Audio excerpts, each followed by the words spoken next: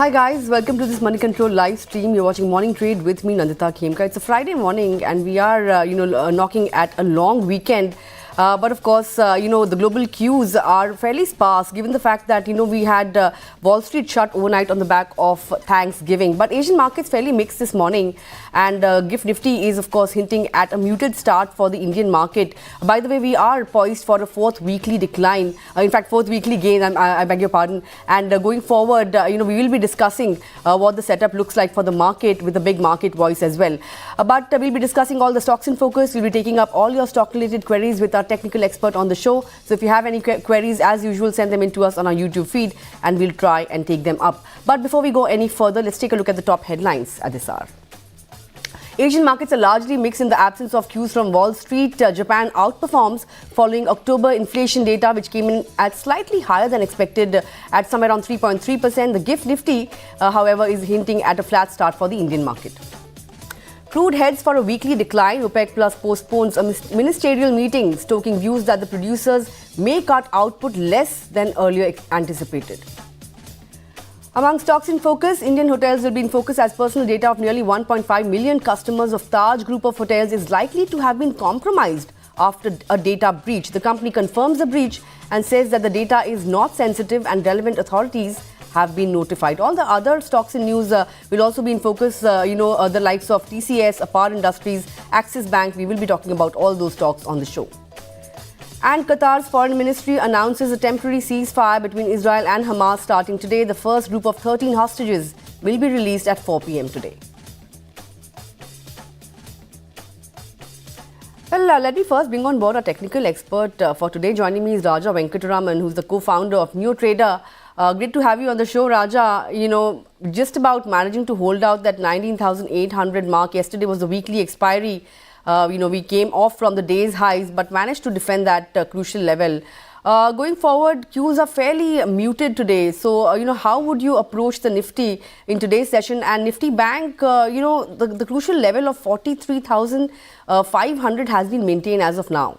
So, would you expect, some bit of an uptick coming in there as well? So, good morning, Nandita. The entire market right now is dependent on global cues, and what we are finding is that with the global cues taking a rest, like you mentioned, with a week-long holiday, extended holiday. So what we are going to see is a very muted response on the indices today. And what I'm seeing on the indices as far as the levels are concerned is that around 19,900 to 950, there is an important resistance zone which is emerging, and that zone has been in contention from the end of September. So if you just take the time period, it's almost 2 months. So what we are seeing right now is a very important zone, and we need to have a end of day closing above this zone.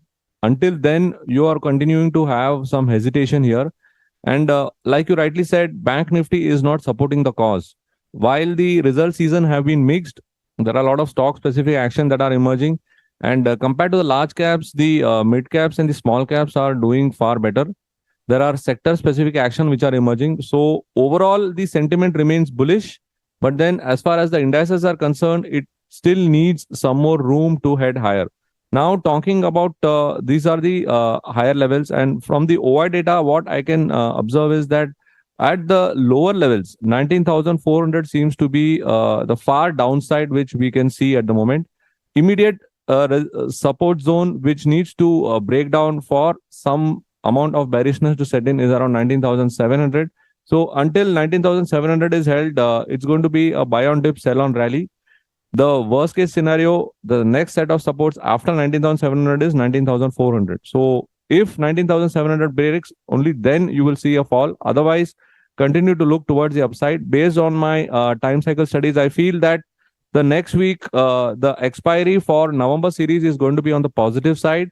So everyone should brace themselves for a upside here. Between Nifty and Bank Nifty has not been able to weather the storm. The charm from Bank Nifty has disappeared, especially after the so many expiries that have set in.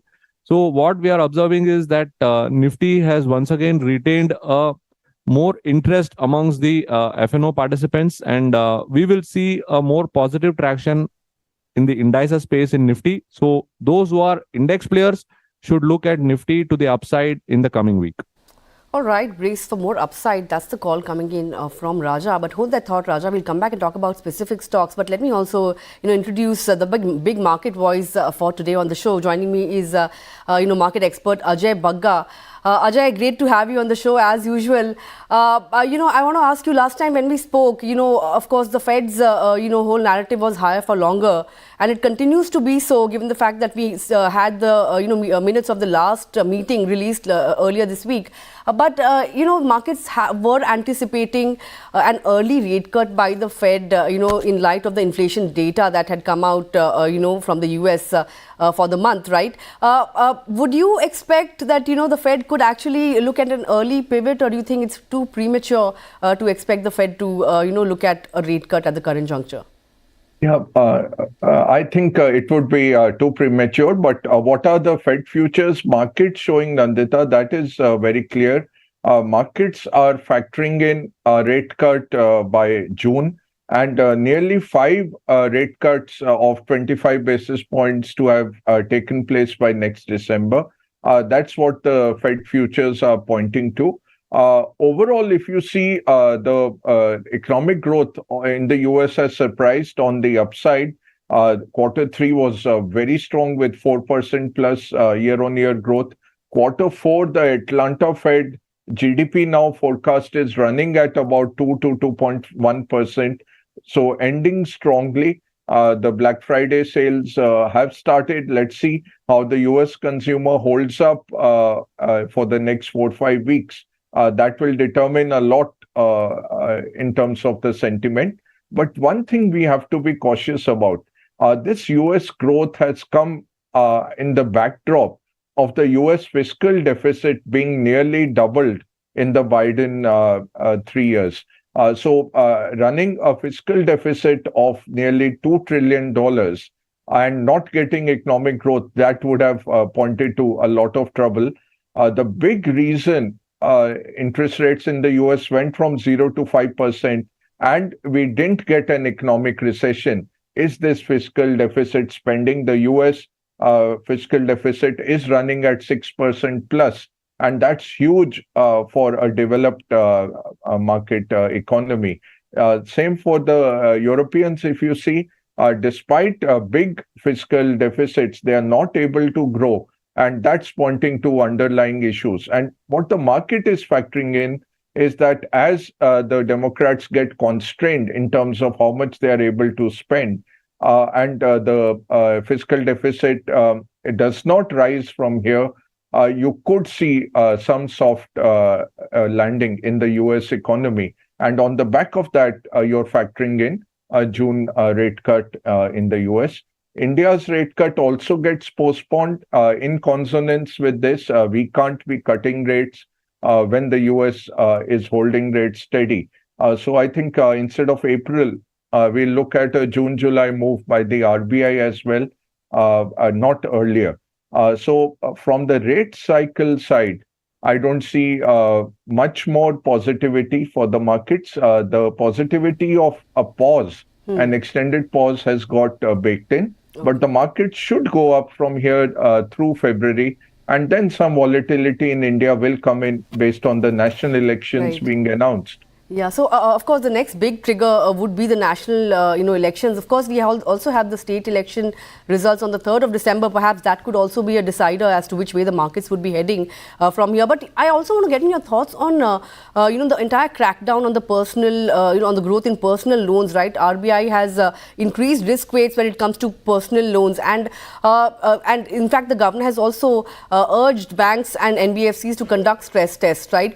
Would you say that there could be a crisis lurking somewhere around the corner, or do you think the RBI is just being cautionary? And secondly, do you think the underperformance that we have seen in banks could just get prolonged because of these moves coming in from RBI?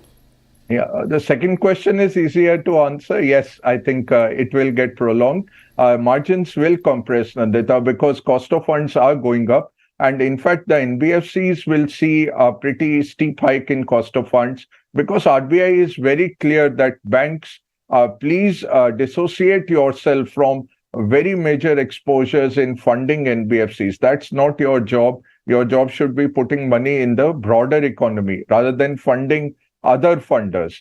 Now, coming to the first question, what I have gathered, I have spoken to about 5 fintech lenders. I was on the jury for a fintech, one of India's biggest fintech awards, and evaluated about 60 fintechs there. And then on the sidelines, I had some deep discussions with MFIs.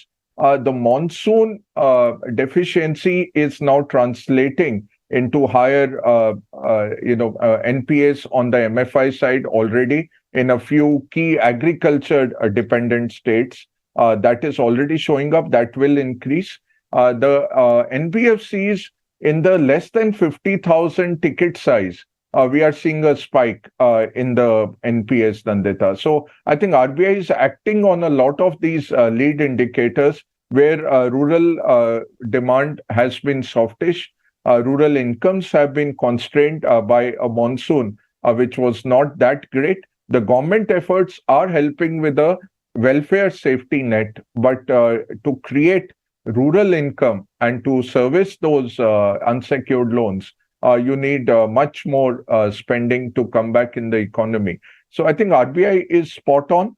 It's like what Dr. Reddy did in 2007, where he increased the risk weights on the real estate segment in 2007. And so when 2008 came, RBI was ahead of the curve and he could actually cut rates by November. And most of the real estate issues that came on the NBFCs or other lenders, not on the bank balance sheets. Banks escaped relatively unscathed in that, though they got caught up in the corporate loans issue. So RBI is ahead of the curve. Has the problem already started? I think yes, because a lot of this lending is first credit cycle lending. And then as the credit cycle matures, people are thinking with the credit bureaus in line, nobody will want to spoil their credit record and they will continue servicing. But extra lending has happened based on a lot of surrogates and a lot of model-based lending, which models then break down in case there is any economic shock. And we are seeing a little bit of a shock in the rural economy. Right. Since you mentioned, a rural economy, I want to get in your thoughts on the two-wheeler pocket as a whole. We've seen a lot of outperformance coming in from this pocket, the likes of Hero, Bajaj. They have seen a very good run. There's been a resurgence of sorts, when you look at the two-wheeler pack, right? So post the earnings season, do you think the next leg of leadership would come from the auto pack, particularly the two-wheeler space? Autos, if you could own a company which only makes SUVs, that would have been best. Those are the ones that are doing very well and on good margins. Two-wheelers are benefiting now. One is the festival demand. The festivals got postponed to a large extent from Q2 to Q3 of the financial year. And now with 33 lakh weddings happening, you will see a huge upsurge in consumption. And it's across the consumption basket, right from the gold companies to the gold loan companies. And two-wheelers being a rural product, 70% of two-wheelers are in the semi-urban and rural segment sold there. So we are seeing an uptick. Finally, after 2 years of very moderate sales, we are expecting two-wheeler companies to do better. But the caution is most of it has got priced in. So how much of price action will you see from here? That's different. In an economic sense, demand should pick up this quarter. Then we have to see whether there is follow-through demand. Normally what happens, national elections will inject anything from 20 to 30,000 crores and largely into the rural economy where most of the voters reside. So there will be a huge transfer of actual funds going into the rural economy. That should help two-wheelers. So yes, you can buy, but the pricing, I would have liked that if we had got in 6 months earlier. That's what I was saying at that time. So I am watching, maybe I could sell going into January because price to perfection, even exports are picking up. And most of the discounting has happened in the markets. All right, most of the discounting has already happened when it comes to the two-wheeler space. With that, Ajay, I wish I had more time to discuss more sectors with you, but we'll keep that for a later date. It's always a pleasure chatting with you. Look forward to speaking to you again sometime soon. Thanks. Well, with that, let's go back to Raja, who's been waiting by quite patiently. Raja, we are getting quite a few queries on Cipla. Yesterday, we saw an 8% crash on the back of the observations that were made, by the US FDA in its warning letter for the Pithampur unit. But the kind of crash that we have seen, do you think it's a good buying opportunity? We have quite a few people sending in queries on Cipla. Saldon Gonsalves wants to know your thoughts, and a few more queries coming in. What is the kind of target you'll be watching out for on this particular counter now? So, first up, the overall pharma index is positive. So, if you are looking to buy into a pharma name, then Cipla is not the one which I'll recommend. But then, if you are zoning in on particularly Cipla, so with the kind of news flow and the kind of reaction which I have seen, I would wait for the trends to settle down, because right now the prices have come down into some strong set of supports, which is around 1170. So I would see, some further declines emerging here, and I would wait for some consolidation to take place. So I would avoid this stock at the moment and wait for some better opportunities. If you are clearly looking for some pharma names, then Aro Pharma is one. It continues to flash a new high. You can take a look at Lupin. It continues to do well. So these are some names which I will recommend on the pharma side rather than looking at Cipla. All right, look at other names rather than Cipla at the current juncture. Let's move on to the next query. KPIT Tech. A lot of people have been sending me queries on this one as well. Debu K as well as Naveen want your thoughts on this. Of course, there were hopes of rebalancing as Tata Tech IPO has opened up, right? So KPIT, of course, we've seen the stock plummet quite a bit after, we had a brokerage note which had cautioned and in fact downgraded the stock as well. So would you advise investors to look at this as a buying opportunity, or would you say that, perhaps look at other players now, L&T Tech, Tata Elxsi for that matter? Yeah, so the kind of run which you are seen in KPIT has been quite phenomenal, and the last few weeks the run has been quite swift, and the decline which is has emerged right now from 1600 levels. So I would advise that wait for some pullback further down towards the 1300 zone, and then consider it rather than investing it right now. Now, when you're going to take a look at the other names which you mentioned, Tata Elxsi definitely is a much better play. And amongst the Tata Group, this is one of the stock which has been outperforming, and one should continue to look at the stock at the current levels and trade for an upside towards the levels of 10,000 within the next 3 months.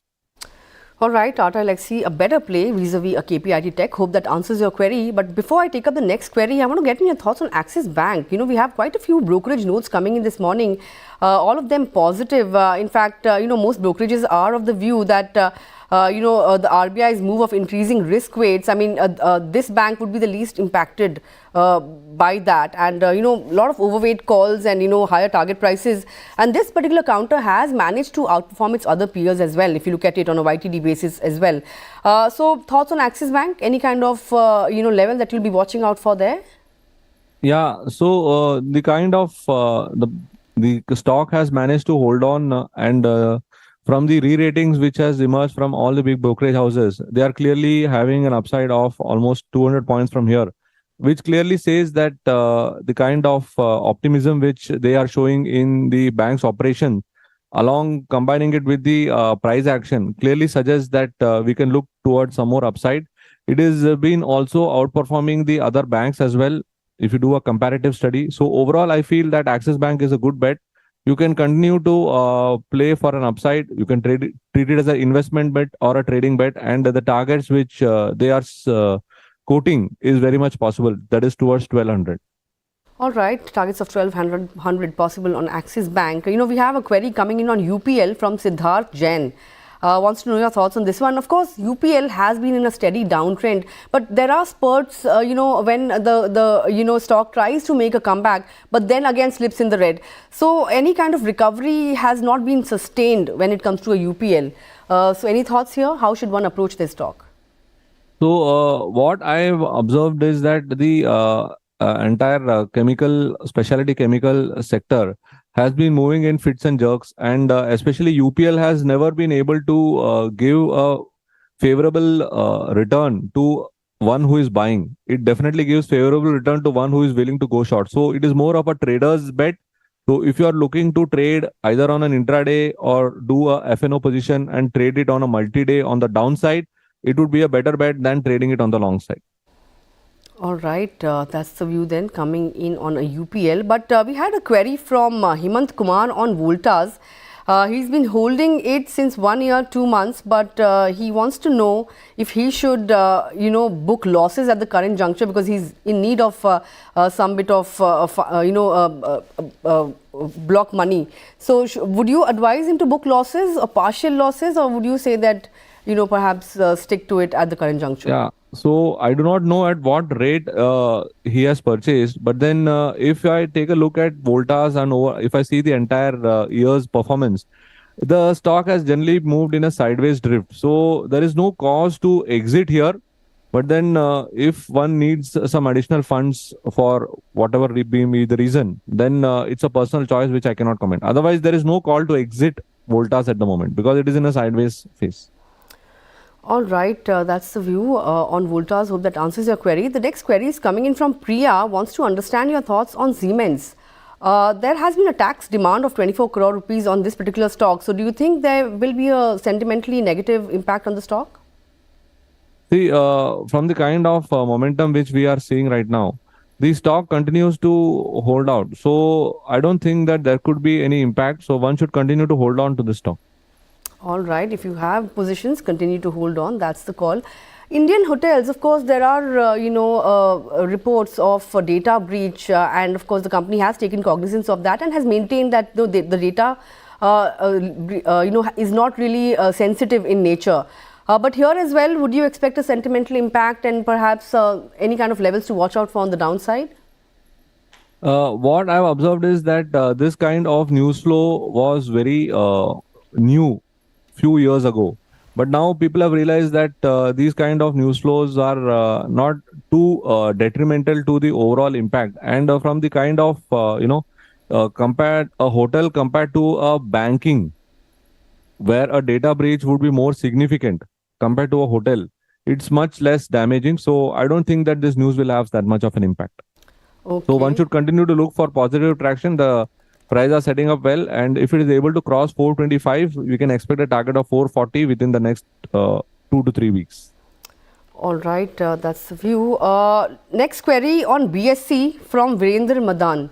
Of course, BSE has had such a great run, but this week itself, at least it has come under selling pressure. We've seen profit booking in the counter, I think, for the last 3 to 4 sessions on the trot now. Some more cool off expected, or do you think it is going to continue its run after a short-term blip? When a stock has seen such a sharp rise, so it is highly probable that there is going to be some profit booking because there are various categories of investors who are participating. So any dip in this counter should be used to buy into. And what I feel is that those who are having additional funds should definitely look to buy it at around this current juncture. Use dips towards further supports are emerging closer towards 1800 as two ideal levels to buy into BSE. All right, I want to get your thoughts on APAR Industries. This particular stock will be in focus given the fact that it may have launched its 1,000 crore rupee QIP, I beg your pardon, indicative price at a discount of somewhere around 7.5% to its last closing price. 6,000 levels on the stock anytime soon? Yeah, the overall news flow is positive, and the kind of sideways drift which we have seen here can give rise to some further upside once it is able to breach 6,000 levels. So one should continue to hold on to this stock, and if you're looking to freshly invest into this counter, wait for the 6,000 levels to be exceeded. All right, wait for 6,000 levels to be exceeded before investing in this stock. With that, we come to the end of the query segment, of course. But before I let you go, Raja, what are you recommending for our viewers this Friday morning?